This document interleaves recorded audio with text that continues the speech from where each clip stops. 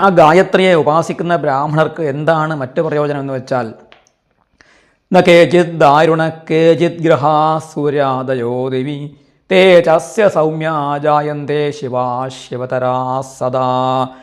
ഏതേത് ഗ്രഹങ്ങളാണോ സാധാരണ ആളുകൾക്ക് ക്രൂരഗ്രഹങ്ങളായിട്ട് അനുഭവപ്പെടുന്നത്, ഇപ്പോൾ ചൊവ്വ ദോഷം, ശനിയുടെ ദോഷം, രാഹുവിൻ്റെ ദോഷം, ഇങ്ങനെ പലതരത്തിലുള്ള ദോഷങ്ങൾ ജ്യോതിഷപ്രകാരം ജാതകപ്രകാരം കാണുകയാണെങ്കിൽ ഈ ഗായത്രിയെ വേണ്ട വിധം ഉപാസിക്കുന്ന, ഗായത്രീ ജപം കൃത്യമായിട്ട് ചെയ്യുന്ന ബ്രാഹ്മണന് ആ ക്രൂരഗ്രഹങ്ങൾ പോലും സൗമ്യഗ്രഹങ്ങളായിട്ട് അനുഭവപ്പെടും എന്നാണ് പറയുന്നത്.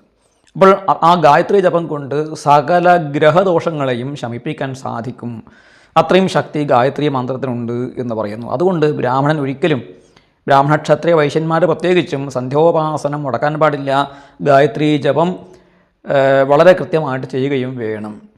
അങ്ങനെയുള്ള ഗായത്രി ഉപാസന ചെയ്യുന്ന ആളുകൾക്ക് പിശിതാശനന്മാരായിട്ടുള്ള, അതായത് ഈ പച്ചമാംസം കഴിക്കുന്നവരായ പിശാചുക്കൾ, രാക്ഷസന്മാർ, അങ്ങനെയുള്ള ആളുകളുടെ ഉപദ്രവത്തെയും ഭയപ്പെടേണ്ടതില്ല.